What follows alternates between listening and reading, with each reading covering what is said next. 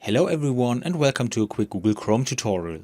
In today's video I want to show you how to activate or deactivate JavaScript in Google Chrome and how to set exceptions for individual pages. This is actually quite simple. First of all, I open Google Chrome and find myself on my personal start page. Now I click on the three dots at the top right and go to Settings. Here I switch to the Privacy and Security tab. Now I select Site Settings. And in the content section, I can click on JavaScript. Now I have different options. At the top, I can set whether I want to enable or disable JavaScript in Google Chrome. This setting then applies to all pages. Further down, I can also define exceptions. If I have activated JavaScript, I can specify that JavaScript should not run on the pages I have set here.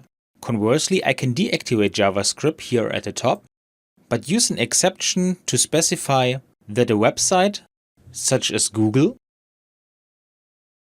can still use JavaScript. And that's all you need to know. I hope you enjoyed the video and I will see you again in the next tutorial. Until then, your tutorial guy. Bye!